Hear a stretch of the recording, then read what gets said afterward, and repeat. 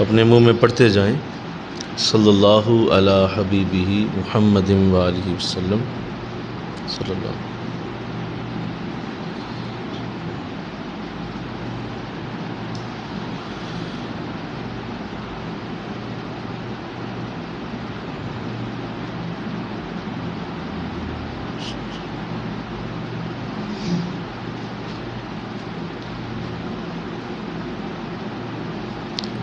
وظیفہ حضرت مجدد الفسانی رحمۃ اللہ علیہ. لا حول ولا قوۃ الا باللہ. لا حول ولا قوۃ الا باللہ.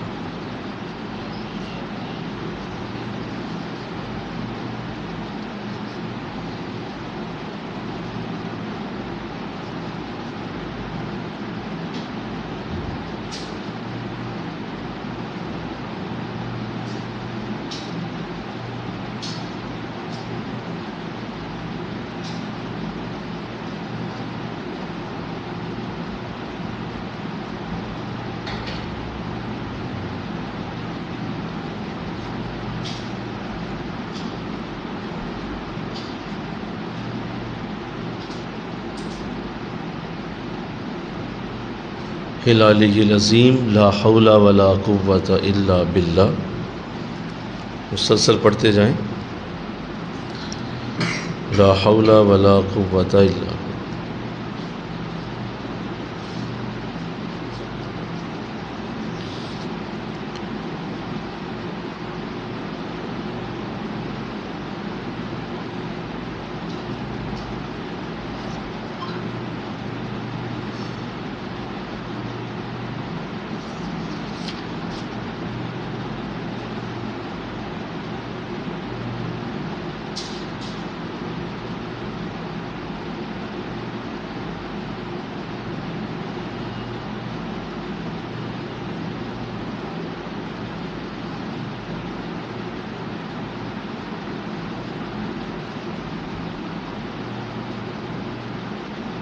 العلی العظیم حقہ.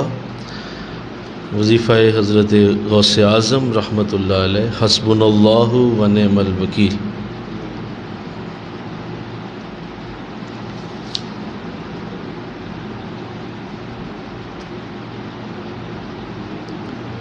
حسبنا اللہ و نعم الوکیل. حسبنا اللہ و نعم.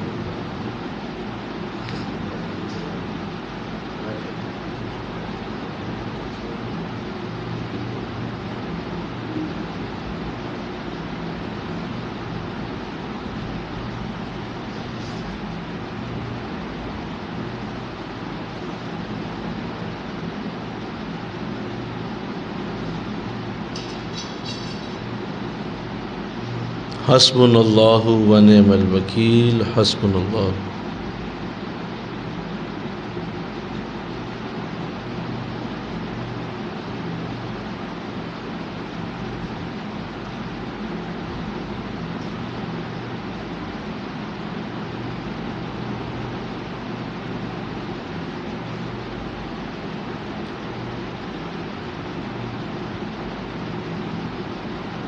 حسبنا اللہ و نعم الوکیل. حسبنا اللہ.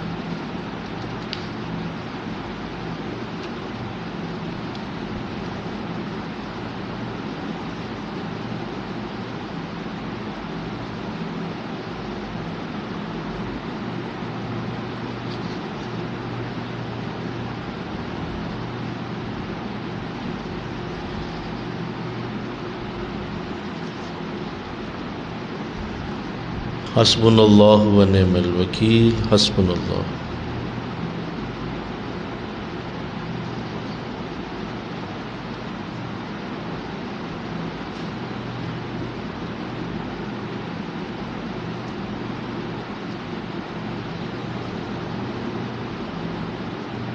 نعم المولا و نعم النصیر حقہ. وظیفہ پر مرشد دامت برکاتہم. یا عظیم یا عظیم.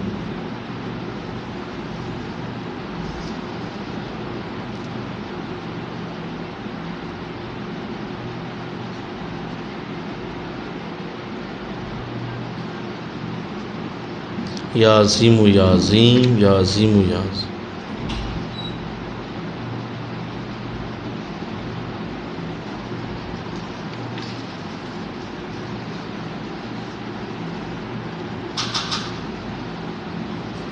یا عظیم یا عظیم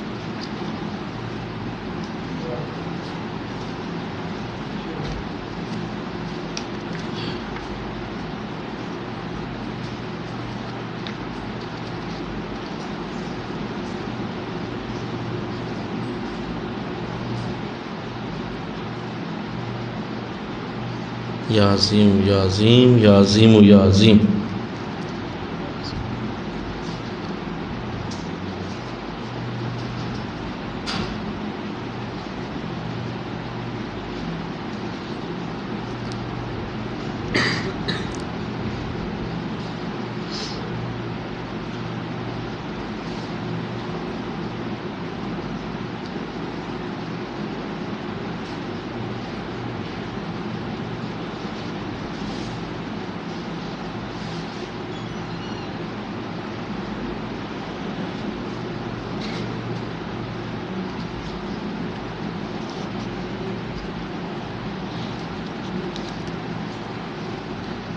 یا عظیم یا عظیم حقا صلی اللہ علی حبیبہ محمد وآلہ وسلم صلی اللہ علی حبیبہ محمد وآلہ وسلم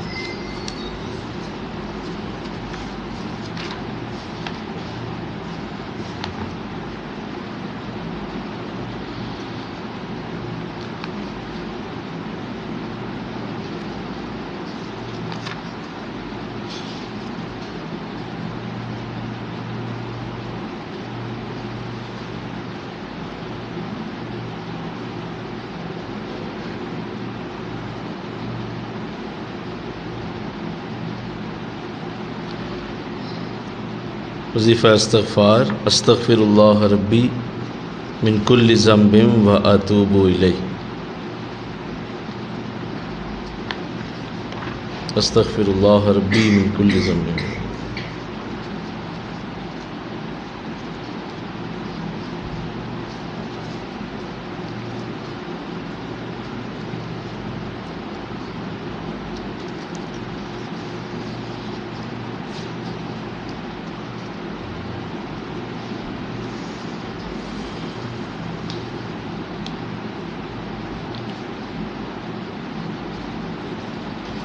استغفر اللہ ربی من کل ذنب و اتوب الیہ استغفر اللہ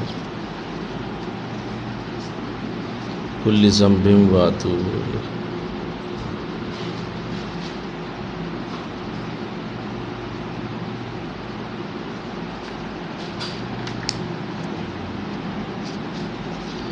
استغفر اللہ ربی من کل ذنب و اتوب الیہ استغفر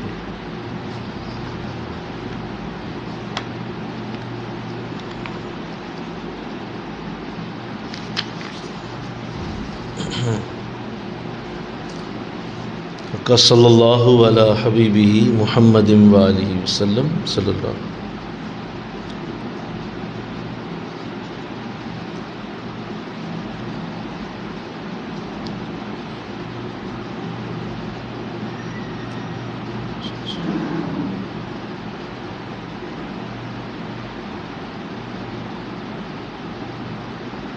الفاتحہ الحمدللہ رب العالمین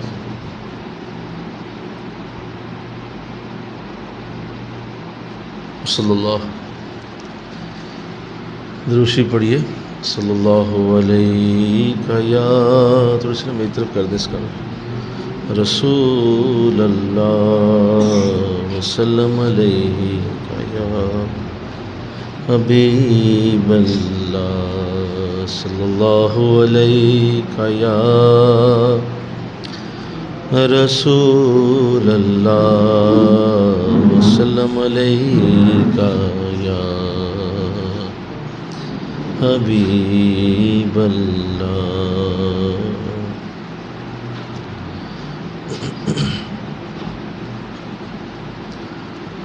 اوج پانا میرے حضور کا ہے اوج پانا میرے حضور کا ہے عرش جانا میرے حضور کا ہے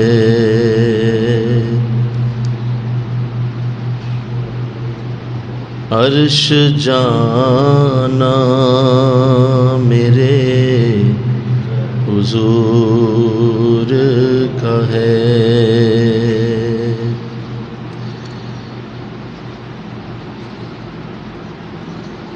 بیٹھے بیٹھے مدینہ گھوم آئے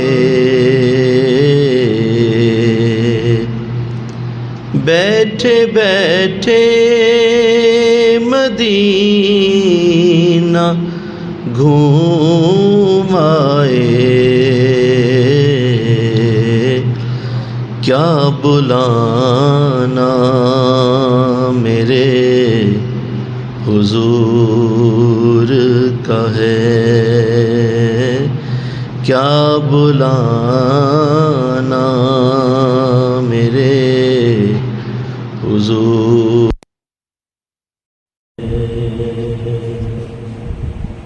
فرش عرش تک وہ ہو آئے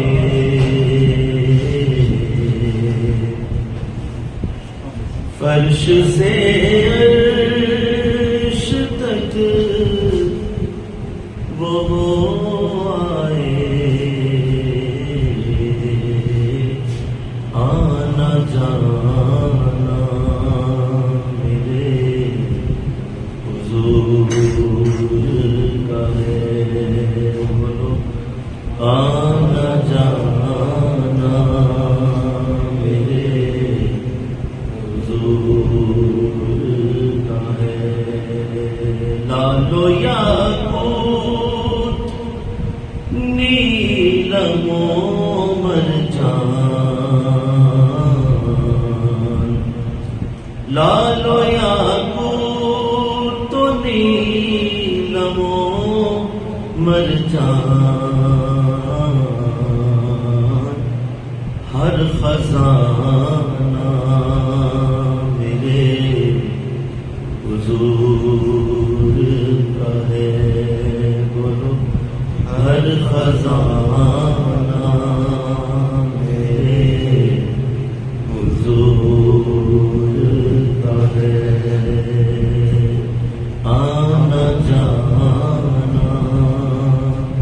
میرے حضور کا ہے عرش جانا میرے حضور کا ہے الحمدللہ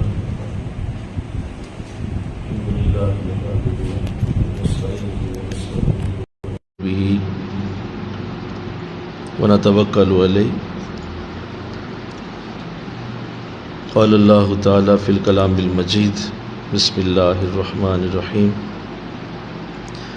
لقد کان لکم فی رسول اللہ اسوۃ حسنہ صدق اللہ العظیم مل کے پڑھیے الصلاۃ والسلام علیک یا رسول اللہ وعلی آلک واصحابک یا سیدی یا حبیب اللہ الصلاۃ والسلام علیک یا رحمۃ للعالمین وعلی آلک واصحابک یا سیدی یا خاتم النبیین نہایت معزز و محترم حاضرین و سامعین، یہ ہمارا ماہانہ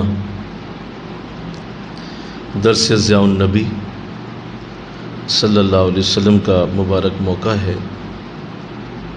جو رمضان المبارک کی مبارک ساعتوں کے بعد آج سے دوبارہ شروع ہوا ہے۔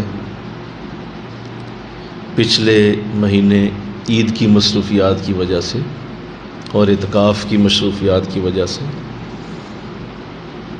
یہ درس نہ ہو سکا، تو آج سے یہ سلسلہ دوبارہ شروع ہوا۔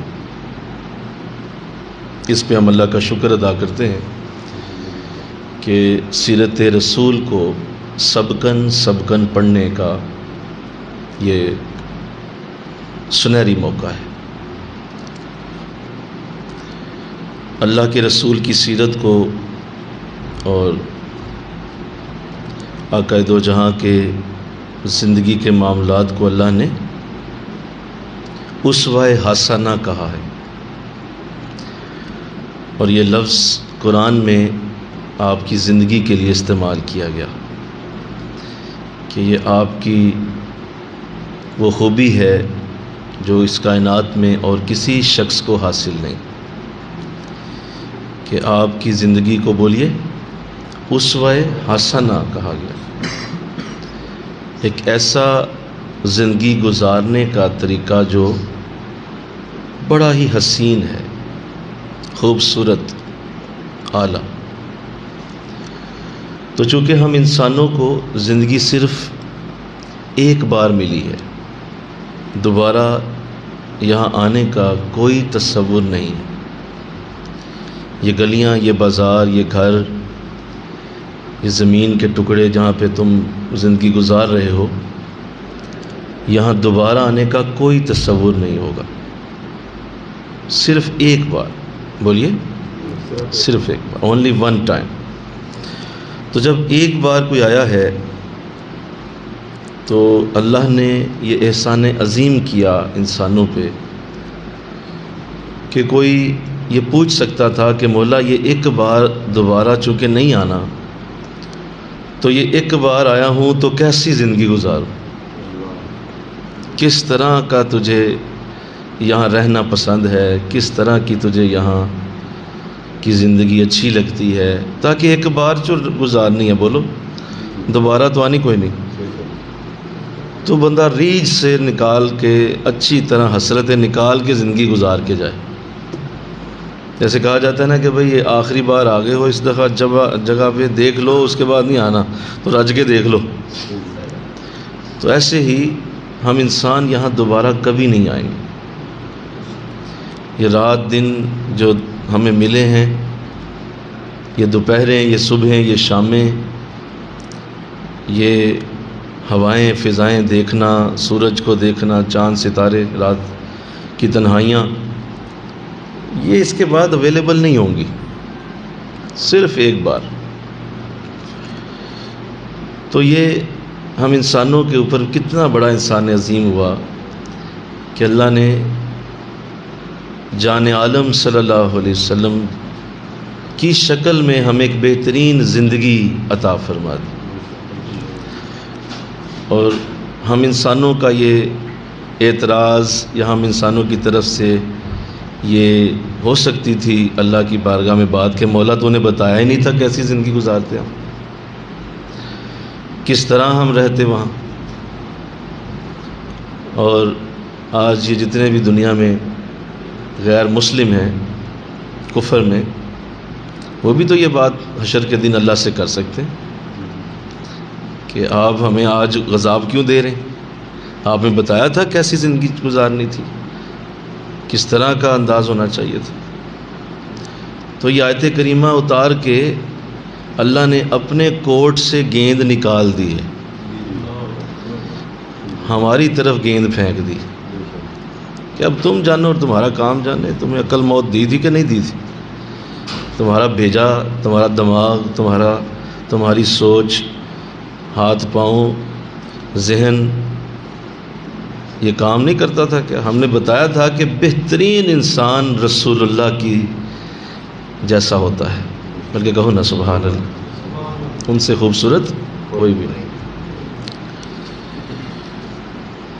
تو اس لیے سیرت رسول کو پڑھنا اور سیرت رسول کو جاننا اشد ترین ضروری ہے، تاکہ ہم اللہ کے اس دیے ہوئے اعزاز کو جو اللہ نے ہمیں دیا کہ تمہارے لیے رسول اللہ کی زندگی بہترین ہے، لقد کان لکم فی رسول اللہ اسوۃ حسنہ، لہذا اب اس طرف دیکھو۔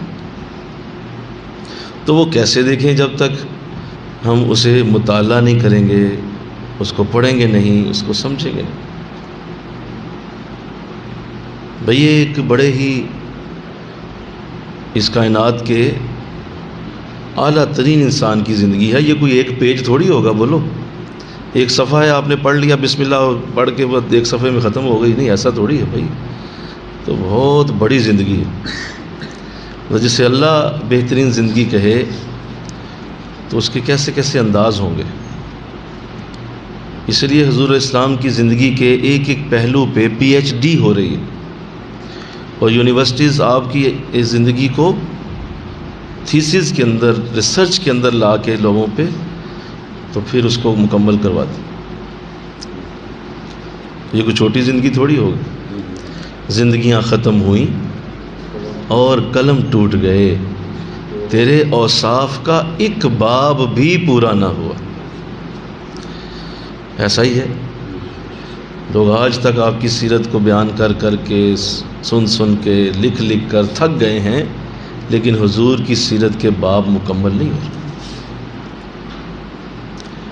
اور پھر یہ خوبصورت ترین سیرت کا پہلو یہ بھی ہے کہ جس طرح اللہ نے قرآن کو محفوظ کیا ہے، ایسے ہی حضور کی سیرت کو بھی محفوظ کیا ہوا.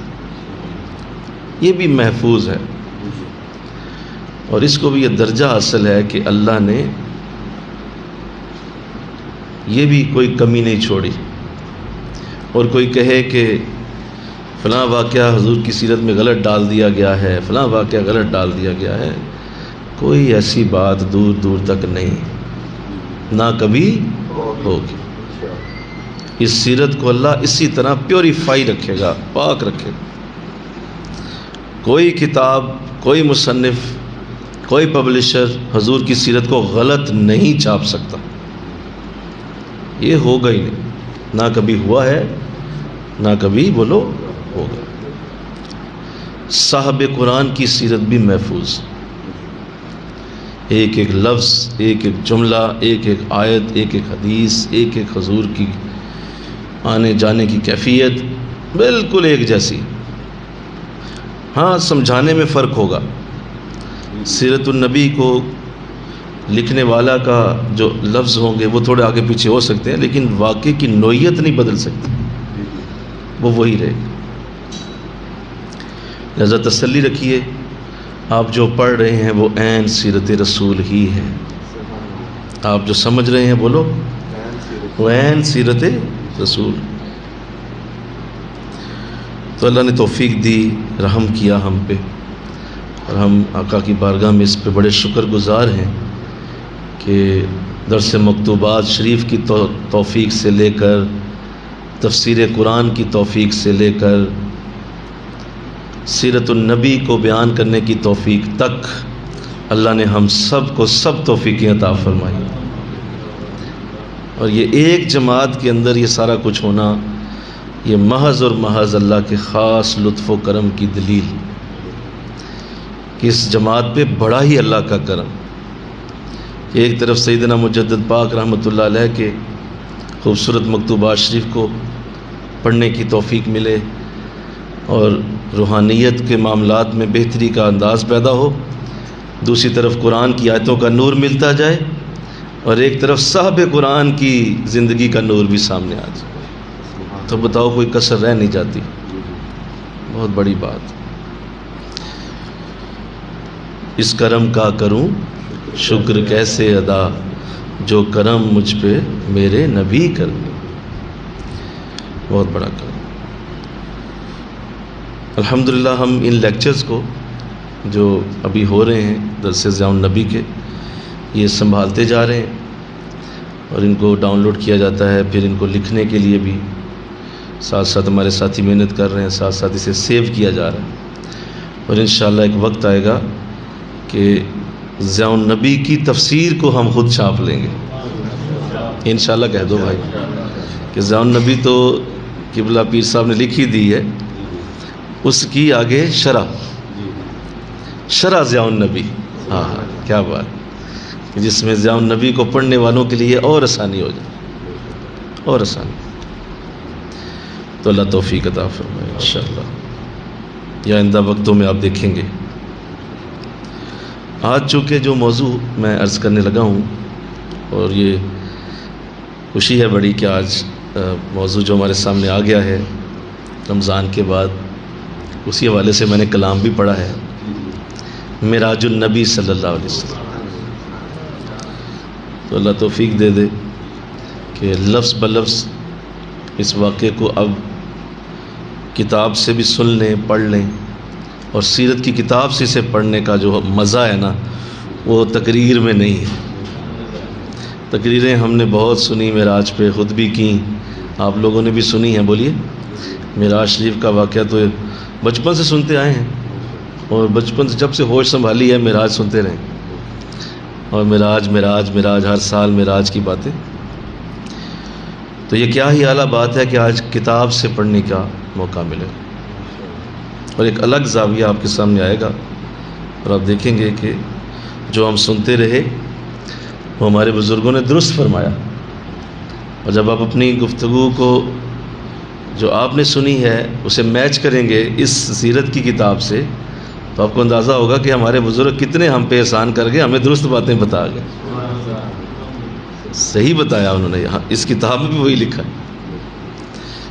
لہذا معراج کا موضوع اور معراج کی بات یہ اسلام کی ریڑھ کی ہڈی ہے، یہ ہماری بیک بون ہے۔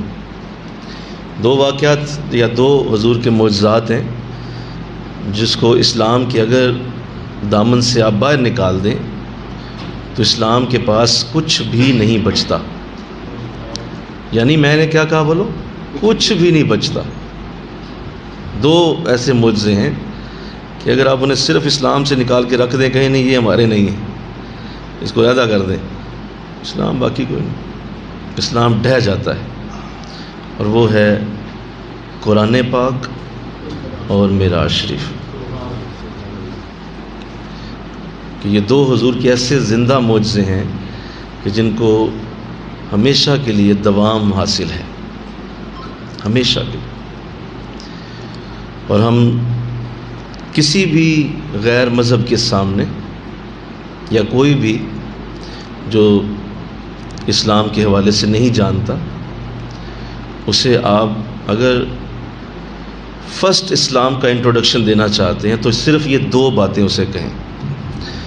اسے کہیں کہ تم قرآن پڑھو اور حضور کے معراج کے واقعے کو پڑھو، بس یہ دو چیزیں اس کے سامنے رکھ دیں، قرآن اور معراج کا واقعہ، بس باقی چیزیں قرآن اسے خود ہی سمجھا دے گا اور معراج اسے خود ہی بتا دے گی، جتنی اس کی ڈیٹیل ہے۔ حضور اسلام کی تقریباً 5 لاکھ حدیث ہیں، جن میں 2 حدیثیں طویل ترین حدیثوں میں شمار ہوتی ہیں، یعنی 2 حدیثیں ایسی ہیں، جس طرح قرآن پاک میں سورہ بقرہ سب سے طویل سورت ہے، اسی طرح حضور کی حدیثوں میں کبھی کسی نے پوچھا نہیں ہے کہ سب سے طویل حدیث کون سی ہے، یہ بھی کوئی نہیں لوگ پوچھتے۔ سب سے طویل حدیث جو حضور نے اپنی زبان اقدس سے ارشاد فرمائی، لمبی، اور آپ کتنی دیر اس پہ کلام کرتے رہے، صحابہ لکھتے رہے، نوٹ کرتے رہے، وہ 2 حدیثیں ہیں۔ کتنی ہیں بولو؟ 2۔ ایک حضور نے اپنی شفاعت کی حدیث کو بیان فرمایا کہ میں شفیع ہوں، شفاعت کروں گا، حشر کے دن کیسے شفاعت ہوگی اور شفاعت کا وہ ماحول کیسے بنے گا، وہ سارا حضور نے بڑی تفصیل سے بیان کیا، اور تقریباً 4 صفحوں پہ یہ حدیث ہے، اس کو پڑھتے پڑھتے 4 صفحے گزر جاتے ہیں، حالانکہ آپ کے کلام بڑا مختصر ہیں۔ انما الاعمال بالنیات، بس، الطہور شطر الایمان، بس، النکاح نصف الایمان، بس ایک ایک جملہ حضور کا، لیکن یہ حدیث 3 سے 4 صفحوں پہ مکمل ہوتی ہے، جو شفاعت کی حدیث۔ دوسری حدیث جو ہے وہ حدیث معراج شریف ہے، جو لمبی ترین حدیثوں میں شمار ہوتی ہے، اور اس کو بھی جب حضور نے بیان کیا ہے تو 4 سے 5 صفحے حدیث کی کتابوں میں صرف معراج کی حدیث کے اوپر جاتے ہیں، اور آپ نے پوری تفصیل سے کس طرح میں خطیم سے اٹھا اور بیت المقدس، پھر آگے آسمانوں کی سیر، اور پھر جنت کی اور دوزخ کی، اور پھر آگے اللہ سے ملاقات، اور پھر واپسی، اور 5 نمازیں ملنا، موسیٰ علیہ السلام کی باتیں اور دیگر، یہ ساری تفصیل آپ نے مکمل فرمائی۔ تو اس طرح بولیے 2 حدیثیں ہیں جو لمبی ترین حدیث۔ پھر واقعہ معراج کی حدیث جو ہے اس کے بارے میں مفسرین کا محدثین کا ایک عجیب سا ایک سٹینڈ ہے جو لیتے ہیں. وہ کہتے ہیں کہ یہ واقعہ معراج کی جو حدیث ہے اس حدیث کا انکار، ویسے تو ہر حدیث کا انکار ہی کفر کہلائے گا، کیونکہ حضور کی حدیث کو نہ ماننا کفر ہے، کیونکہ آپ کا ارشادات قرآن کی آیتوں کے بعد سب سے بڑے ہیں. تو لیکن حدیث معراج کے بارے میں محدثین کا ارشاد ہے کہ اس کا نہ ماننے والا تو پکا کافر ہو جاتا ہے. ہاں جی، اس کی وجہ کیا ہے؟ کہ اس کی وجہ یہ ہے کہ جب حضور نے اس حدیث کو بیان کیا تو آپ کے سامنے ایک جمع غفیر صحابہ کا بیٹھا ہوا تھا، یعنی اس کو بیان کرنے والے 100 سے زیادہ صحابہ ہیں. اتنی مستند حدیث ہے یہ کہ کسی بھی حدیث کے پیچھے ایک صحابی کا نام بھی آ جائے کہ میں نے حضور سے سنا، قال قال رسول اللہ، اور وہ کہے کہ میں نے سنا حضور نے یہ کہا، تو ایک صحابی کا نام بھی آئے تو کافی. بولیے، ایک صحابی کا نام بھی کافی ہوتا ہے. اس حدیث کے پیچھے 100 سے زیادہ راوی ہیں جو معراج شریف کے اوپر ہے، اور حضور نے جب اسے بیان کیا تو آپ کے سامنے بہت بڑا مجمع تھا جس میں آپ نے معراج کی بات کی.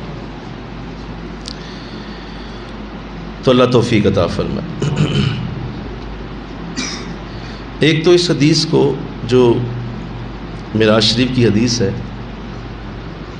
اس کو مفسرین نے محدثین نے اس قدر قیمتی حدیث کہا کہ یہ کفر تک لے جاتی ہے اگر کوئی اس کا انکار کر دے.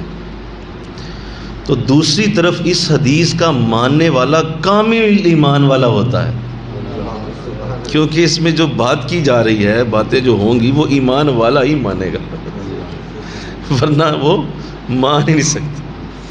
اللہ سے ملاقات ہے، بغل گیر ہونا ہے، گفتگو ہے، تو ایمان والا ہوگا تو مانے گا.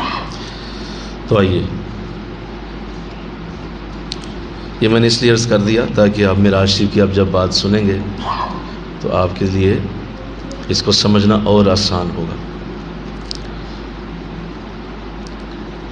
اب میں وہ الفاظ جو سیرت کے اندر لکھے گئے انہی کو پیش کرنے کی سعادت حاصل کروں گا، اور پھر ساتھ ساتھ ہم اس کو مزید دیکھ لیں گے.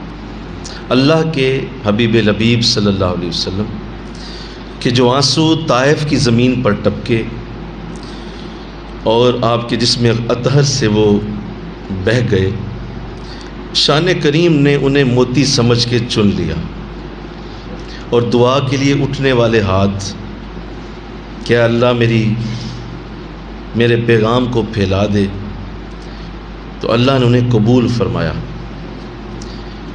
معراج کا واقعہ سفر طائف کے بعد ظہور پذیر ہوا ہے، یعنی جب آپ کو وہ سخت ترین آخری تکلیف پہنچائی گئی ہے تو اس کے بعد یہ واقعہ پیش آتا ہے. اور ساتھ ہی اس کے پیچھے آپ کے دو بڑے ہی معزز اور بڑے ہی مقرب حضرات کا دنیا سے چلے جانا بھی اس کی وجہ ہے. ایک حضرت ابو طالب اور دوسرے حضرت خدیجہ رضی اللہ تعالیٰ عنہ، کیونکہ یہ دونوں ہی آپ کے بڑے مشفق اور بڑے ہی آپ کے ساتھ تعاون کرنے والے تھے، تو دونوں ہی اس دنیا سے چلے گئے.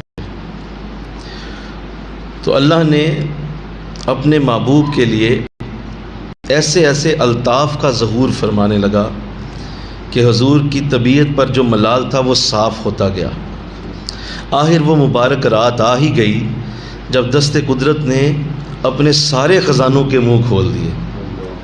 نور ذات پر جو پردے پڑے ہوئے تھے ایک ایک کر کے اٹھنے لگے، مسافتیں سمٹتی چلی گئیں، اور اللہ کا نبی فنا کی تمام منزلیں طے کرتا ہوا فَقَانَ قَابَ قَوْسَيْنِ او ادنا کی منزل پہ جا پہنچا. لہذا رب قدوس نے اپنے محبوب کریم کو جب یہ رات عطا فرمائی تو بعض مفسرین کے نزدیک یہ بھی لیلۃ القدر ہے.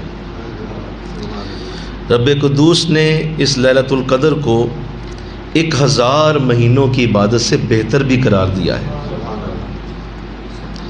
لہذا بعض مفسرین کے نزدیک معراج شریف کی رات بھی لیلۃ القدر جیسا درجہ رکھتی ہے۔ اللہ،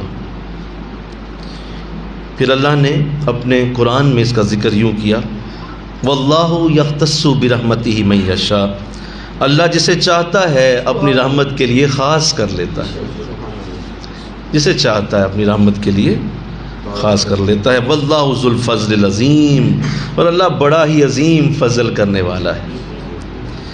ایک اور آیت میں بھی فرمایا، وَكَانَ فَضْلُ اللَّهِ عَلَيْكَ عَظِيمًا، اے حبیب اللہ کا آپ پر بڑا ہی عظیم فضل ہے۔ سورہ بنی اسرائیل میں بھی فرمایا، إِنَّ فَضْلَهُ كَانَ عَلَيْكَ كَبِيرًا، اے حبیب اللہ کا فضل و کرم آپ پر بہت بڑا ہے۔ اللہ، تو اس سے یہ اندازہ ہو گیا ان آیات سے کہ اللہ اپنا فضل سے کچھ بھی اپنے محبوب کو دے سکتا ہے، اور دیا بھی ہے۔ یہ سفر مبارک کس تاریخ کو ہوا اور کس ماہ میں ہوا، اس بارے میں علماء کے متعدد قول ہیں، اور زیادہ تر علماء نے سفر معراج کو 27 رجب ہی لکھا ہے۔ بولیے کون سی تاریخ ہے؟ 27 رجب۔ بعض نے فرمایا کہ یہ سفر ہجرت سے 1 سال پہلے ہوا، یعنی ہجرت ہونے والی تھی اور اس سے 1 سال پہلے یہ سفر ہوا۔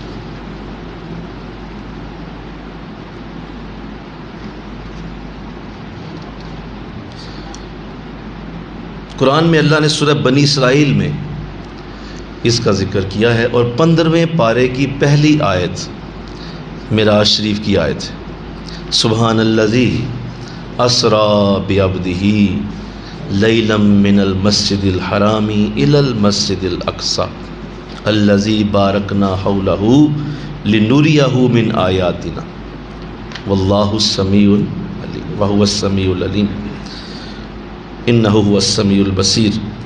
تو یہ آیت جو ہے وہ پوری کی پوری سورہ بنی اسرائیل کی آیت ہے، اور 15واں پارہ یہاں سے شروع ہوتا ہے، یعنی آدھا قرآن جب مکمل ہوتا ہے تو معراج شروع ہو جاتی ہے۔ اب وہ برکت کا لمحہ آدھے قرآن پہ شروع ہوا۔ اللہ، آقا دو جہاں صلی اللہ علیہ وسلم ایک رات خانہ کعبہ کے پاس خطیم میں آرام فرما رہے تھے۔ حضور اکثر ایسا کیا کرتے تھے کہ آپ خطیم میں جا کے سو جاتے تھے۔ اللہ ہمیں موقع دے، ہمیں کہو نا، خطیم کے میں ہمیں آرام فرما رہے تھے کہ جبرائیل علیہ السلام حاضر خدمت ہوئے، خواب سے بیدار کیا اور ارادہ خداوندی سے آگاہ کیا۔ حضور اٹھے، زمزم کے کنویں کے قریب لائے گئے، سینہ مبارک کو چاک کیا گیا، کتب اطہر میں ایمان و حکمت سے بھرا ہوا تشت انڈیل دیا گیا، پھر سینہ مبارک کو درست کر دیا گیا۔ یہ حضور کا دوسرا شق صدر ہے۔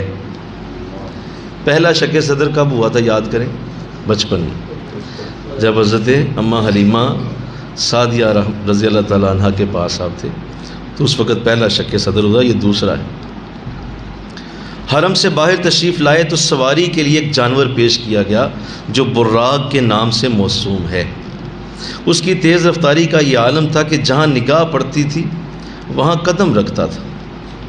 حضور علیہ السلام اس پر سوار ہو کر بیت المقدس آئے، اور جس حلقہ سے انبیاء کی سواری باندھی جاتی تھیں براق کو باندھ دیا گیا۔ حضور مسجد اقصی میں تشریف لے گئے، جہاں جملہ انبیاء سابقین حضور کے لیے چشم برات تھے۔ حضور کی اقتداء میں سب نے نماز ادا کی۔ اس طرح ارواح انبیاء سے روز ازل جو عہد لیا گیا تھا، لَتُؤْمِنُنَّ بِهِ وَلَتَنْصُرُنَّ، کہ تم میرے محبوب پر ضرور ایمان لانا اور ضرور اس کی مدد کرنا، اس کی تکمیل ہو گئی۔ سارے نبیوں نے پیچھے نماز ادا کی۔ بعد ازاں آپ پھر بلندیوں کی طرف روانہ ہوئے، اور آسمانوں پر مختلف انبیاء سے ملاقات ہوئی۔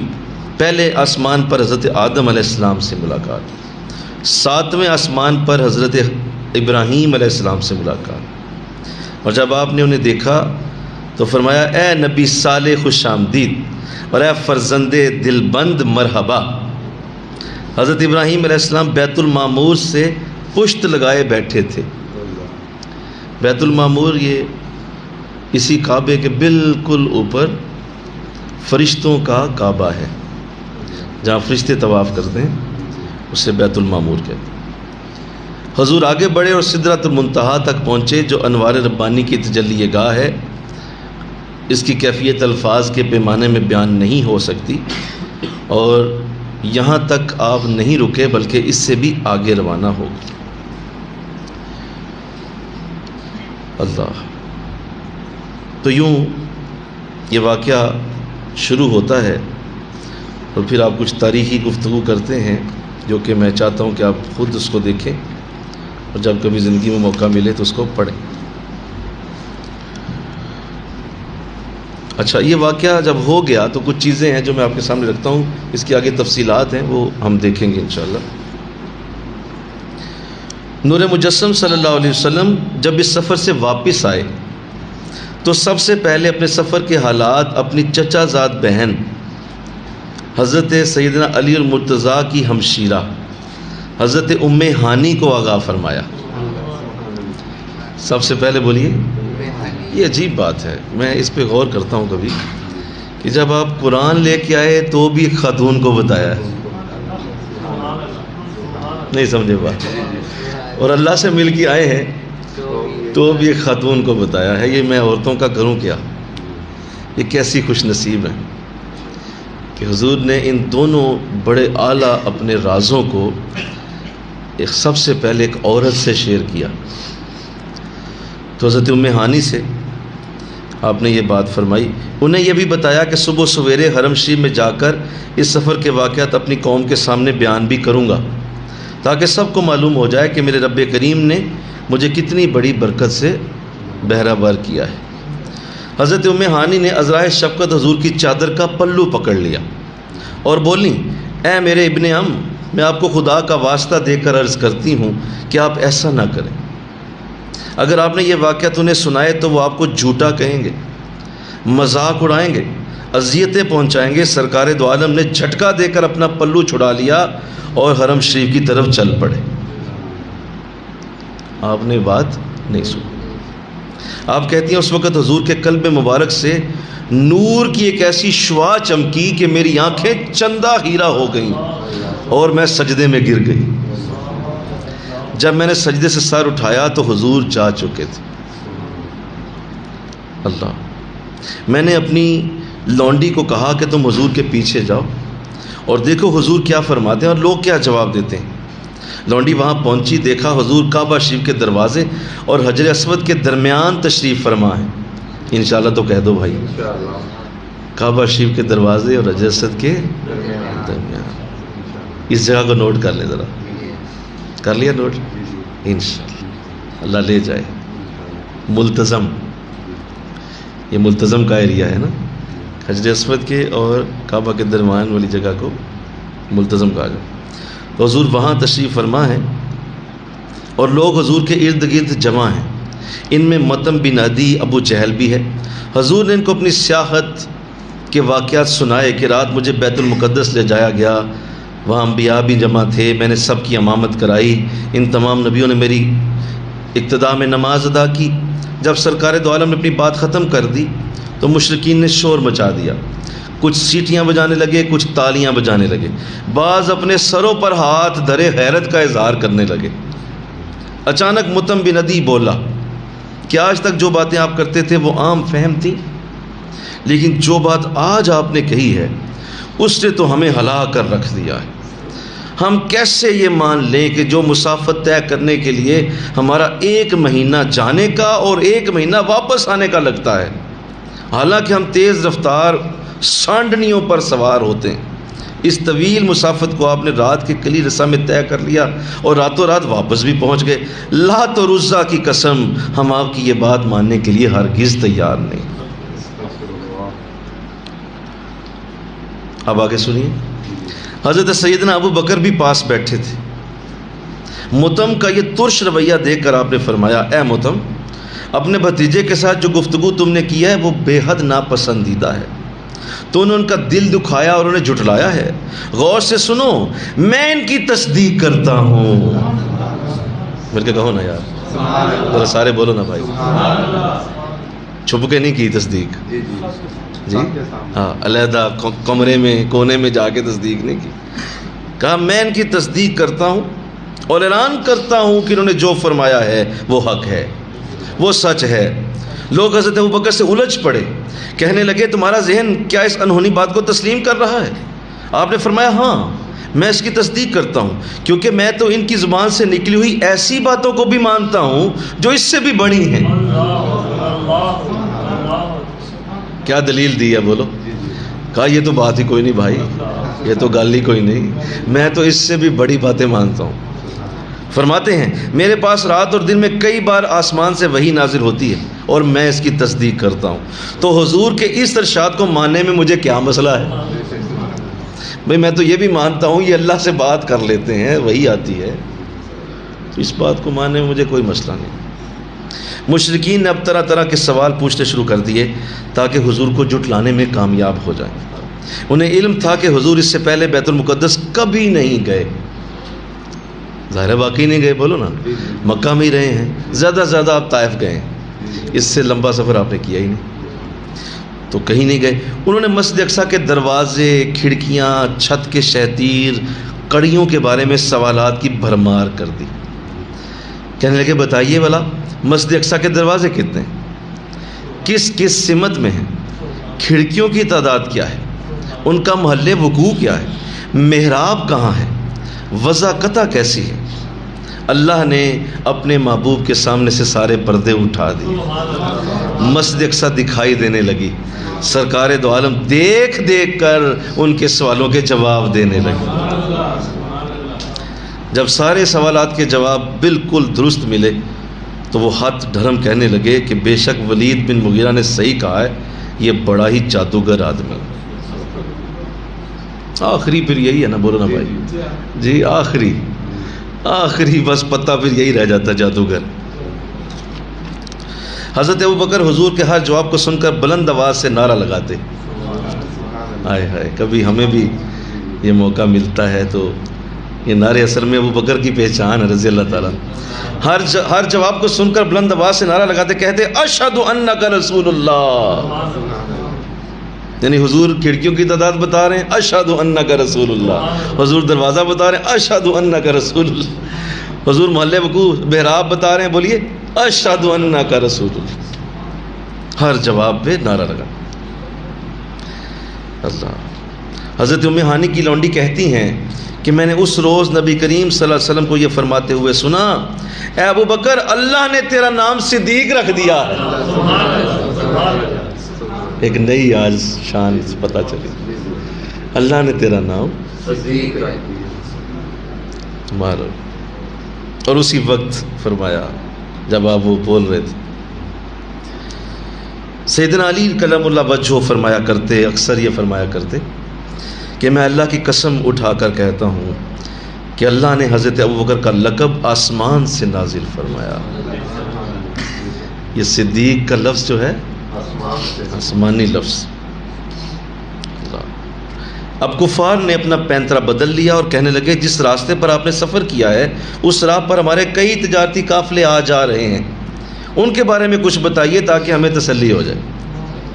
دوسری بات، حضور نے فرمایا جب میں فلاں وادی سے گزرا، فلاں قبیلے کا قافلہ وہاں سے گزر رہا تھا، میرے براق کی آہٹ پا کر ان کی سواری کے جانور گھبرا گئے اور ان کا ایک اونٹ رسی توڑا کر بھاگ گیا۔ میں نے ان کو آواز دے کر بتایا کہ ان کا اونٹ وہاں کھڑا ہے۔ نہیں چھوٹی سبحان اللہ، ذرا بول کے سارے بولو بھائی۔ میں نے ان کو آواز دے کر کہا کہ اونٹ تمہارا وہاں کھڑا۔ یہ واقعہ اس وقت کا ہے جب میں شام کی طرف جا رہا تھا۔ جب میں لوٹا تو بنی فلاں کے قافلہ کے پاس سے میرا گزر ہوا، وہ سب سو رہے تھے، ان کے ایک برتن میں پانی تھا جس پر ڈھکنا تھا، میں نے وہ ڈھکنا اٹھایا اور اس سے پانی پیا اور پھر ڈھکنا رکھ دیا واپس۔ کتنی تفصیل بتا رہے۔ راستے میں ایک دوسرے قافلے کے پاس سے بھی گزرا، براق کی اچانک آہٹ سن کر ان کے اونٹ بھی بدک گئے۔ ایک سرخ رنگ کا اونٹ گھٹنوں کے بل بیٹھ گیا، اس پر جو بوریاں لدی تھیں ان پر سفید نشان تھے۔ بنی فلاں کا قافلہ مجھے فلاں جگہ پر ملا، ان میں ایک اونٹ تھا جس پر 2 بوریاں لدی تھیں، ایک کا رنگ سیاہ تھا، دوسری کا رنگ سفید تھا۔ اللہ، سارے بولتے جاؤ یار، یہ بولو ذرا یار، یہ بولو، یہ بولنا بنتا ہے۔ براق کی رفتار اتنی ہے کہ جہاں نظر پڑتی ہے وہاں قدم پڑتا ہے، اور حضور اتنی ڈیٹیل دیکھ رہے ہیں، اتنی تفصیل سے بتا رہے ہیں۔ اللہ، جب میں ان کے قریب پہنچا تو ان کے جانور بھی بھڑک اٹھے اور ایک اونٹ گر پڑا، ان کا ایک اونٹ گم ہو گیا۔ میں نے انہیں بتایا کہ تمہارا اونٹ فلاں جگہ ہے، میں نے انہیں سلام دیا، انہوں نے میری آواز پہچان لی، کہنے لگے یہ آواز تو محمد کی ہے۔ اللہ، کہنے لگے یہ آواز تو صلی اللہ علیہ وسلم۔ پھر کفار نے پوچھا کہ بنی فلاں کا قافلہ کب پہنچے گا؟ تو حضور نے فرمایا وہ فلاں دن پہنچیں گے، ان کے آگے خاکی رنگ کا اونٹ ہوگا جس پر گندمی رنگ کی پوشش ہے اور اس پہ 2 بورے لدے ہوئے۔ اب قریش ان قافلوں کی آمد کا انتظار کرنے لگے۔ جب وہ مقررہ دن آیا جس میں وہ قافلے آ گئے تو اس کی خبر حضور نے آپ نے جو دی تھی، تو سارے قریش گھروں سے نکل کر راستہ پر انتظار کرنے لگے۔ دن کافی گزر گیا لیکن قافلہ نہ آیا۔ کفار کے دل خوشی سے اچھلنے لگے، انہیں اب یہ امید لگ گئی کہ اب انہیں سنہری موقع مل گیا ہے، اب وہ حضور کو جھوٹا کہہ سکیں گے۔ پہاڑ کی اونچی چوٹی پر بعض لوگ کھڑے ہو گئے، ادھر سورج غروب ہوا اور ادھر وہ حضور کے خلاف طوفان بدتمیزی کھڑا کر دیں۔ لیکن ایسا کب ہو سکتا تھا؟ اللہ یہ کب گوارا کر سکتا تھا کہ اس کے محبوب کی زبان سے نکلی ہوئی بات کو کوئی غلط ثابت کرے؟ وہ آدمی جو مغرب کی طرف منہ کر کے سورج غروب ہونے کا انتظار کر رہا تھا، اس نے بلند آواز سے اعلان کر دیا کہ لو سورج غروب ہو گیا۔ اسی وقت ایک دوسرے شخص نے بلند آواز سے اعلان کر دیا، لو وہ دیکھو قافلہ آ گیا۔ آخری مومنٹ تک انتظار کروایا، لاسٹ سیکنڈ تک اللہ لے کے گیا ہے۔ لو وہ قافلہ آ گیا۔ کتب سیرت میں ایک اور واقعہ بھی ہے، علامہ حلبی نے اسے لکھا ہے، اور آپ فرماتے ہیں کہ نبی مکرم صلی اللہ علیہ وسلم کا مکتوب گرامی، آپ کا خط مبارک جب ہرقل کیسے روم کو ملا، وہ اس وقت ایلیا میں تھا، یہ ایک شہر ہے روم کا۔ اس نے اپنے درباریوں سے کہا شہر میں تلاش کرو، اگر مکے کا کوئی بندہ مل جائے تو اس کو میرے پاس لے آؤ۔ اتفاق سے ابو سفیان جو ابھی تک مسلمان نہیں ہوا تھا، وہ اپنے تجارتی کارواں کے ہمراہ وہاں آیا ہوا تھا۔ اسے اس کے ساتھیوں سمیت کیسر کے دربار میں پیش کیا گیا۔ کیسر نے ان لوگوں سے پوچھا مکہ کے جس شخص نے نبوت کا دعویٰ کیا ہے تم میں سے اس کا قریبی رشتہ دار کون ہے؟ تو ابو سفیان نے کہا میں ان کا سب سے قریبی ہوں۔ کیسر نے ابو سفیان کو اپنے سامنے بٹھا لیا اور حضور کے بارے میں سوالات کیے۔ باتوں باتوں میں موقع پا کر ابو سفیان کہنے لگا بادشاہ کیا تمہیں ایسی بات نہ سناؤں جس سے تمہیں پتہ چل جائے کہ وہ شخص جھوٹا ہے؟ کیسر نے کہا بتاؤ۔ تو اس نے کہا وہ یہ دعویٰ کرتا ہے کہ وہ ایک رات حرم میں سے روانہ ہوا، یہاں تمہاری اس مسجد میں آیا اور یہاں سے ہو کر واپس اسی رات میں مکہ پہنچ گیا۔ ابو سفیان کا یہ خیال تھا کہ اس کو سن کر کیسر حضور کو جھوٹا سمجھے گا اور آپ سے متنفر ہو جائے گا، لیکن قدرت کو کچھ اور ہی منظور تھا۔ یہ بات سن کر پادریوں کا ایک سردار اٹھا اور کہنے لگا میں اس رات کو پہچانتا ہوں جب وہ یہاں آئے تھے۔ کیسر نے پوچھا تمہیں کیسے اس کا پتہ چلا؟ تو وہ پادری کہنے لگا میرا یہ معمول تھا کہ سونے سے پہلے میں مسجد کے سارے دروازے بند کر کے سویا کرتا تھا۔ اس رات بھی میں نے سارے دروازے بند کر دیے، لیکن فلاں دروازہ مجھ سے بند نہ ہو سکا۔ میں نے سب حاضرین کو بلایا تاکہ سب مل کر اس دروازے کو زور لگا کر بند کریں۔ ہم سب نے مل کر زور لگایا لیکن وہ اس کو بند نہ کر سکے۔ آخر یہ طے پایا کہ اب کچھ نہیں ہو سکتا۔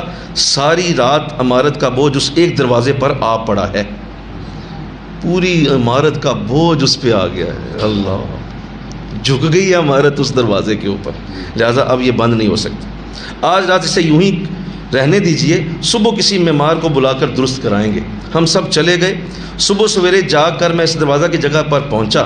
میں نے دیکھا کہ وہ دروازہ کے ایک کونا میں جو پتھر تھا اس میں تازہ تازہ کسی نے سوراخ کیا ہوا تھا، جیسے کسی نے کوئی جانور وہاں باندھا ہوا ہو۔ میں نے جب کواڑ بند کیے تو بڑی آسانی سے بند ہو گئے۔ رات پوری عمارت کا بوجھ اس دروازے پہ تھا اور صبح وہ آسانی سے بند ہو گیا۔ اس سے مجھے اس بات کی تصدیق ہو گئی جو میں نے قدیم کتابوں میں پڑھی تھی کہ ایک نبی بیت المقدس سے آسمان کی طرف جائے گا۔ اس وقت میں نے اپنے ساتھیوں کو بتایا کہ رات کو دروازہ بند ہونے کی وجہ، نہ بند ہونے کی وجہ یہی تھی۔ اللہ، تو اب ان طلب کردہ نشانیوں کے باوجود، اپنی آنکھوں سے دیکھ لینے کے باوجود انہیں حق کا نور نظر نہ آیا، بلکہ کہنے لگے کہ یہ تو بہت ہی بڑا جادوگر ہے۔ حقیقت یہ ہے کہ ہدایت اس کو نصیب ہوتی ہے جسے اللہ اپنے کرم سے ہدایت عطا فرمائے۔ کوئی دلیل، کوئی معجزہ، کوئی واضح ہدایت کے دروازے نہیں کھول سکتا۔ کوئی واز، کوئی دلیل، کوئی معجزہ ہدایت کے دروازے بولو نہیں کھول سکتا۔ یہ اللہ جسے چاہے۔ تو لہٰذا اللہ نے جو قرآن میں سورہ فاتحہ میں ہمیں جو لفظ سکھائے ہیں وہ بڑے قیمتی ہیں۔ ایاک نعبد و ایاک نستعین اہدنا الصراط المستقیم۔ مولا تو ہمیں سیدھا رستہ دکھا۔ اگر تو نے دکھایا تو دیکھیں گے، ورنہ بڑی بڑی دلیلیں لوگ دے کے بھی حضور کی بارگاہ سے محروم چلے گئے۔ تو آج یہیں تک جو میں نے عرض کیا، جو معراج کی گفتگو آپ کے سامنے رکھی گئی، اور یہ بھی اس لیے میں نے اس کی کچھ بیک گراؤنڈز بعد میں پہلے بتا دیں، اور اس کے بعد جو اندر اس کے واقعات پیش آئے ہیں وہ اس کا آپ نے باب علیحدہ بنایا تاکہ وہ علیحدہ پڑھا جائے، اور اس کو تسلی سے پھر ہم انشاءاللہ اگلے درس میں سمجھنے کی سعادت حاصل کریں۔ ان ساری باتوں سے جو میں نے ابھی عرض کیا، ایک تو یہ بات بڑی کھل کے سامنے آئی کہ اب معراج شریف کو ماننے والوں کے 3 گروہ ہیں۔ کتنے ہیں بولو؟ 3۔ پہلے وہ ہیں جو بالکل من و ان مانتے ہیں۔ اللہ ہمیں انہی میں رکھے، آمین کہہ دو ذرا۔ ہم وہی ہیں، بولو نا بھائی، ہم من و ان مانتے ہیں، سارے کہہ دو نا، ہم من و ان تسلیم کرتے ہیں۔ ہم کہتے ہیں ہم حق ہے، سچ ہے، درست ہے، اور ہم اس پہ کوئی دلیل بھی نہیں کسی سے مانگتے، اور نہ یہ پوچھتے ہیں کہ بھائی تو ثابت نہیں کرتا تو ہم مانیں گے نہیں مانیں گے۔ اس سے تیرا کوئی تعلق نہیں، کسی کا کوئی تعلق نہیں اس سے، یہ میرا اور میرے نبی کا ایک تعلق ہے۔ مجھے یہ واقعہ، اس پہ ایمان لانے کا میرے نبی کی بارگاہ سے ہی برکت مل گئی ہے، اس پہ اللہ کا شکر۔ ایک تو وہ گروہ۔ دوسرا وہ گروہ ہے جو اس کو بالکل انکار کرتا ہے، جیسے کفار ہیں، وہ کہتے ہیں یہ ہو ہی نہیں سکتا، لہذا انسان ایک ہی وقت میں اتنی دور چلا جائے اور بہت سارے معاملات پیش آئیں اور پھر واپس آ جائے۔ تو خیر اس پہ ایک واقعہ مجھے یاد آتا ہے، غالباً میں نے اسے، اب مجھے یاد نہیں آ رہا، شاید میں نے کشف المحجوب میں سے پڑھا ہے، مجھے یاد آ رہا ہے حضور داتا صاحب رحمۃ اللہ علیہ سے لکھا ہے۔ معراج کا چیپٹر انہوں نے بھی بنایا، کشف المحجوب میں آپ نے معراج کا ایک چیپٹر بنایا، اس کے اندر آپ نے یہ واقعہ لکھا۔ کسی اللہ والے کے پاس کوئی شخص آیا تو اس نے بھی یہی بات کہی تھی، اس نے کہا جی آپ کے نبی کی اس بات کو میں نہیں مانتا کہ وہ راتوں رات اللہ سے مل کے آئے اور پھر وہاں جنت دوزخ کا مظاہرہ مشاہدہ اور پھر واپس آنا اور پھر وہ باتیں اور پھر وہ لمبی گفتگو، میں تسلیم ہی نہیں کر سکتا، ایسا کیسے ہو سکتا۔ تو آپ نے سے کہا نہیں یہ سچ ہے، یہ درست ہے، ایسا ہی ہوا ہے، اور اللہ جو چاہے کر سکتا ہے۔ اور جب اس کو ہم پیش کرتے ہیں تو ہم یہ کب کہتے ہیں کہ ہمارا نبی گیا تھا، ہم یہ کہتے ہیں اللہ لے کے گیا تھا، اور لفظ بھی یہی ہے، سبحان الذی اسری بعبدہ، پاک ہے وہ ذات جو لے گئی اپنے بندے کو۔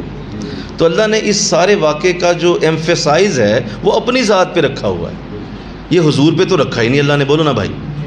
حضور کی اپنی ذات کے لیے تو یہ بات ہے ہی نہیں کہ آپ نے خود دعویٰ کیا ہے کہ میں اکیلا گیا ہوں یا خود ہی گیا ہوں، آپ نے پہلا ہی جملہ یہ کہا کہ میرے اللہ نے مجھے کرائی ہے، تو اس لیے ساری کی ساری ذمہ داری بولو اللہ پہ چلی گئی نا کہ انہوں نے کرائی۔ تو آپ نے یہی بات اسے سمجھائی کہ دیکھو یہ اللہ کی طرف منسوب ہے، اگر تم نہیں مانو گے تو یہ اللہ کی ذات کا انکار ہوگا کہ اللہ نہیں کر سکتا، اور اللہ کی بات، اللہ کی ذات کے اوپر یہ کہنا کہ کچھ بھی ایسا جو ناممکن مجھے تمہیں لگتا ہے لیکن اللہ کے لیے یہ کہنا کہ اللہ بھی نہیں کر سکتا، بولو نا، تو یہ تو غلط ہو جائے گا نا، تم تو اس پہ کفر پہ چلے جاؤ گے۔ اللہ کی ذات کے لیے تو آپ سوچ بھی نہیں سکتے کہ وہ کیا نہیں کر سکتا، ہر چیز کر سکتا ہے۔ اور پھر ان اللہ علی کل شیء قدیر کا مطلب کیا ہے کہ اللہ ہر چیز پہ قدرت رکھتا ہے۔ تو آپ نے اسے سمجھایا، بولو، لیکن وہ نہیں سمجھا۔ انہوں نے کہا اچھا چلو اللہ تمہیں پھر سمجھائے گا، ہے تم سمجھ جاؤ گے ایک دن، یہ کہہ کے تو اسے بھیج دیا۔ اتفاق یہ تھا کہ آپ کے آستانے کے قریب ایک نہر تھی، تو وہ باہر نکلا، گرمی کا موسم تھا، جی چاہا کہ تھوڑا سا نہا لوں، اور جی چاہا کہ چلو موسم بھی ہے، سامنے نہر بھی بہہ رہی ہے، ٹھنڈا پانی ہے، لوگ بھی نہا رہے تھے، تو وہ اتر گیا نہر میں، کپڑے اس نے ایک سائڈ پہ رکھ دیے اور وہ پانی میں اتر گیا۔ جب اترا نا تو اتر کے تو جب ڈبکی لگائی تو جب سر باہر نکالا تو وہ منظر ہی بدل چکا تھا، جس نہر میں وہ اترا ہوا تھا وہ منظر ہی نہیں تھا۔ پریشان ہوا کہ یہ عجیب بات ہو گئی، یہ کیا بن گیا میرے ساتھ، میں تو کسی اور جگہ پہ ڈبکی لگائی ہے، یہ ابھی سر باہر نکالا ہے، یہ علاقہ ہی اور ہے۔ ابھی یہی عالم تھا کہ اس کو دور سے ایک بچے نے آواز دے دی، ابا جی جلدی آئیں۔ تو بڑا پریشان ہوا کہ یہ مجھے ابا کہہ رہا ہے۔ خیر وہ قریب آیا تو اس نے آواز دینا شروع کر دی، خیر یہ باہر نکلا، اس نے ہاتھ پکڑ لیا، چپ رہا، خاموش رہا، تو کسی طریقے سے کپڑوں کا انتظام کر کے وہ بچے کے ساتھ چل پڑا۔ وہ گھر لے گیا، وہاں جا کے پتہ چلا ایک بیوی بھی ہے اور میرے 7 بچے بھی ہیں۔ تو وہ لینے آیا ہوا تھا کہ آپ اتنی دیر سے نہانے گئے ہوئے ہیں، گھر میں والدہ پریشان ہو رہی ہے، پیوترا کدھر چلا گیا۔ خیر کیا کرتا کیا نہ کرتا، وہیں رہنے لگا، وقت گزرنے لگا، کچھ معاملات ایسا ہوئے، طلاق دے دی اس عورت کو، ایک نئی شادی کر لی، 2-4 اور بچے ہو گئے۔ پھر اس طرح وقت گزرا، کئی سال، 20 30 40 سال گزر گئے، گزرتا رہا وقت۔ آپ لکھتے ہیں کہ اسی طرح دوبارہ اسی جگہ نہانے کے لیے پھر گیا، اور پھر جو ہے وہ جب ڈبکی لگائی، دوبارہ سر نکالا تو وہی اللہ والے کے سامنے والی نہر تھی۔ تو بھاگا بزرگوں کے پاس، کہا حضور میں تو کنے بچے جامع ہیں۔ کہا نہیں بھائی کیسے، ابھی تو گئے تھے، ابھی تو نکلے ہو، اور یہ تمہارے جو پانی ابھی بہہ رہا ہے، نہا کے آئے ہو بھائی، یہ ابھی میری تیرے ساتھ بات ہو رہی تھی، تو مان ہی نہیں رہا تھا معراج کو، تو اب تو کہہ رہا ہے کہ میں کئی سال سے بچے جم کے آ گیا ہوں۔ تو اس نے پاؤں پکڑ لی، اس نے کہا یہی تو مجھے سمجھ آئی ہے کہ اگر میرے ساتھ اللہ کر سکتا ہے تو اللہ نبی کے ساتھ کیا کر سکتا ہو۔ تو یہ ہو سکتا۔ دوسرا وہ گروہ ہے جو نہیں مانتا۔ اچھا ایک تیسرا گروہ بھی ہے جو بڑا ہی عجیب گروہ ہے، وہ یہ ہے کہ وہ انکار بھی نہیں کرتا، بولیے، اور مانتا بھی بس تھوڑا تھوڑا ہے، اور بس وہ کہتا ہے کہ نہیں یہ خواب میں ہوئی تھی، حضور گئے نہیں ہیں، یہ خواب کے اندر آپ سوئے ہوئے تھے، اور سوتے سوتے بندہ خواب میں ٹھیک ہے جہاں مرضی چلا جائے۔ تو وہ معراج کا سارا حسن ہی بیڑا غرق کر کے رکھ دیتے ہیں۔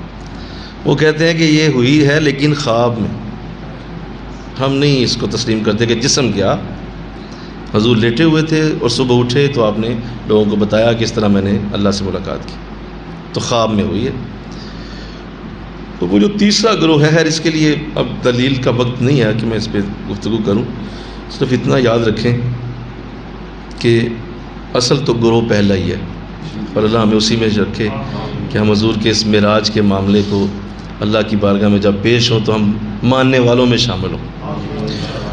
اور دوسرے جو کہتے ہیں نہیں ہوئی، وہ تو فارغ ہو گئے، کیونکہ ان کا تو معاملہ ہی اور ہے، اور وہ ان کو دلیلیں دینے کا بھی فائدہ کوئی نہیں، کیونکہ وہ بالکل اس کو انکاری ہیں، اور وہ کہتے ہیں کہ ہم نہیں مانتے کہ ایک شخص اتنی دور جا سکتا ہے۔ اس کے لیے خیر آج سائنس کے ساتھ اگر آپ تھوڑا سا تعلق رکھتے ہیں تو سائنس میں بڑی اس کے لیے دلیلیں موجود ہیں کہ ایک سفر کتنا لمبا کیا جا سکتا ہے، اور اب تو ہر انسان چاند سے لے کر مریخ سے لے کر اور آگے بڑے بڑے ستاروں تک وہ کمندے ڈال رہا ہے، اور انسان کی اپنی پہنچ کہاں تک جا چکی ہے کہ وہ کتنی دور تک اس کی خوردبینیں دیکھ چکی ہیں، اور دوربینیں کہاں تک پہنچ چکی ہیں، اور کتنی کتنی کائنات وسیع اس نے دریافت کر لی ہے۔ ایون بلیک ہول دریافت ہو چکا ہے جس کے اندر پوری کائنات ڈوب رہی ہے، وہ بھی انسان دریافت کر چکا ہے۔ تو ہم انسان اتنی دور جا چکے ہیں، کہا جاتا ہے جہاں تک تمہاری نظر پہنچ گئی ہے نا تم بھی وہاں پہنچ چکے ہو۔ یہ ایک بڑا جملہ ہے کہ جہاں تمہاری نظر پہنچ گئی، بولو تم بھی پہنچ گئے، جہاں آنکھ پہنچ گئی تم بھی پہنچ گئے، ٹھیک ہے، اگر آنکھ نہیں پہنچی تو نہیں پہنچے۔ تو جہاں تک انسان دیکھ چکا ہے آپ اندازہ کریں وہ کہاں تک ہے۔ تو اللہ نے اگر اتنی قوت ایک انسان کو دی ہے تو حضور صرف انسان نہیں ہے، آپ صرف ولی نہیں ہیں، آپ غوث قطب ابدال نہیں ہیں، آپ ایک عام نبی نہیں ہیں، آپ جلیل القدر نبی بھی نہیں ہیں، اولو العزم بھی نہیں ہیں، سب سے بڑے اولو العزم ہیں آپ۔ اور پھر آپ کی محبوبیت ایک علیحدہ رنگ ہے۔ دیکھو یہ تو نبی ہے نا، ایک ہے آپ کا محبوب ہونا، وہ ایک ڈیفرنٹ زاویہ اور اینگل ہے۔ تو اتنا کچھ حضور کے پاس ہے تو وہ کیا مطلب، اب ہم انسان اتنی دور دیکھ سکتے ہیں تو اللہ کا نبی کہاں تک دیکھتا ہوگا؟ تو اس لیے یہ دلیلیں دینا فضول ہے ان لوگوں کے لیے جو نہیں مانتے۔ مسئلہ ان کا ہے جو حضور کے اس واقعہ معراج کا رنگ پھیکا کرتے ہیں اور اس کے اندر کی وہ نورانی کیفیت کو ختم کرنے کی کوشش کرتے ہیں کہ خواب میں ہوا تھا اور یہ سب کچھ خواب کی داستان۔ اگر خواب میں ہی ہونا ہوتا تو بھائی خواب میں ایک شخص بادشاہ بن گیا تو وہ خواب میں اگر بادشاہ ہے تو کیا مطلب صبح اٹھ کے بھی بادشاہ ہی ہے؟ نہیں، وہ صبح اٹھ کے وہی ہے۔ تو حضور اگر خواب میں ہی اللہ کو دیکھ کے آئے تو پھر تو یہ سارا کچھ جو ہم نماز ادا کرتے ہیں یہ ساری چیز خوابی چیزیں ہیں کیا؟ 50 نمازیں ملی تھی نا تو وہ 5 ہو گئیں، تو وہ کیا خواب کی داستان ہے؟ اور پھر اللہ نے قرآن میں جو عبد کا لفظ لگایا اس نے ساری کی ساری جڑیں اکھاڑ کے رکھ دیں اس تصور کی۔ ہم اپنے بندے کو لے کے گئے اور بندہ مجموعہ ہے روح اور جسم کا۔ اگر روح اکیلی جاتی یعنی خواب میں تو بندہ نہ کہتے، اللہ کہتا کہ ہم روح کو لے کے گئے اپنے نبی کی اور اسے سیر کروا کے واپس روح ڈال دی۔ تو خیر دلیلیں بہت ہیں، اس پہ لمبی بات ہو جائے گی، مناسب نہیں ہے۔ تو اللہ ہمیں پہلے گروہ میں شامل رکھے اور ان تینوں گروہوں کے جو معاملات ہیں، کیونکہ ہم تو چونکہ ماننے والوں میں سے ہمیں نا باہر کا علم نہیں ہے کہ اس وقت حالات کیا ہیں۔ اور اگر آپ تھوڑا سا باہر کے معاملات دیکھیں جو یورپ کے اور دیگر ملکوں کے ہیں، وہاں پہ تو اس واقعے کو ایسے لوگ جیسے ردی کی ٹوکری میں پھینک دیتے ہیں، وہ کہتے ہیں یہ تو کچھ ہے ہی نہیں، کچھ بھی نہیں، ہم نہیں مانتے۔ تو ہم چونکہ ماننے والوں میں ہمیں اس کی نا ابھی وہ اندازہ نہیں ہو رہا کہ یہ کتنا سینسٹیو معاملہ ہے معراج شریف۔ تو اللہ ہمیں توفیق دے اور ہم حضور کے اس واقعے کو بڑی احسن انداز سے حضور کی زندگی کے اس معاملے کو سمجھتے رہیں اور آگے پھیلاتے جائیں، انشاءاللہ آگے پھیلاتے جائیں۔ اللہ توفیق عطا فرمائے۔ انشاءاللہ باقی معاملات اگلے درس میں پیش کیے جائیں گے۔ وما علینا الا البلاغ۔ تھوڑی دیر کے لیے ذکر کی طرف توجہ کیجیے، اس طرح ذکر کیجیے کہ دل کی دھڑکن سے اللہ اللہ کی آواز سنے۔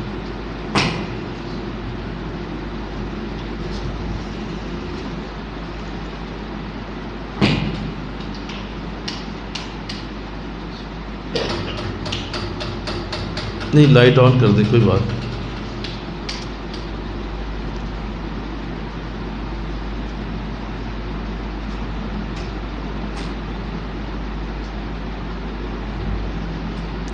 لا الہ الا اللہ محمد رسول اللہ، آمین۔ اللہم صلی علی سیدنا مولانا محمد وعلی آل سیدنا مولانا محمد وبارک وسلم علی خیر العالمین۔ تیرے نبی کی پاکیزہ سیرت سے پاکیزہ کلمات پڑھنے کی توفیق نصیب ہوئی۔ اللہ ہم سب کو مزید حضور کی سیرت کا درک عطا فرما، مزید حضور کی سیرت کا نور عطا فرما، مزید آپ کی سیرت کی برکت نصیب ہو، مزید آپ کی سیرت کو جاننے کی سعادت ملے، مزید آپ کی سیرت کے اندر ہمارا فہم مزید گہرا کیا جائے۔ اللہ قبول فرما لے، اس کا نور اور اس کی برکت ہم سب کو عطا فرما۔ اتنے ساتھی تشریف لائے ہیں، مولا ان سب کے آنے کی برکت انہیں نصیب ہو۔ حضور کی بارگاہ میں ہمارا نام پکارا جائے، آپ کی بارگاہ میں ہمارا نام پکارا جائے اور ہم سب کو حضور یاد فرمائیں، حضور یاد فرمائیں، اور ہم سب کے لیے مدینہ شریف کی حاضری کو اللہ مکمل فرما دے، اللہ مکمل فرما دے۔ مولا جو نیت کی گئی ہے مدینہ شریف حاضر ہونے کی، اللہ اس میں جو رکاوٹیں ہیں پریشانیاں ہیں لوگوں کے لیے، ہم سب کے لیے مولا اسے دور فرما دے۔ ہم سب کو مولا حضور کی بارگاہ میں حاضری کا ایک دفعہ پھر موقع عطا فرما۔ جتنے ساتھی تشریف لائے میزبان مجلس پہ خصوصی کرم ہو، اس گھر پہ خصوصی نظر رحمت ہو، جتنے ساتھی تشریف لائے سب کے گھروں پہ کرم اور فضل نازل ہو، سب کی زندگی کے معاملات میں بہتریاں آئیں، سب کے لیے آقا دو جہاں کی محبت کو لازم قرار دے دیا جائے، برکت عطا کی جائے، حضور کا عشق ہمارے دلوں کو مولا پہنچا دے، ہمارے دلوں میں حضور کے عشق کی روشنی پیدا کر دے۔ لا حول ولا قوة الا باللہ العلی العظیم۔ وصلی اللہ تعالی رسول خیر خلقہ محمد وآلہ وصحبہ اجمعین برحمتہ۔ اللہ آپ سب کو برکت دے۔ لنگر جاؤ پیش کیا۔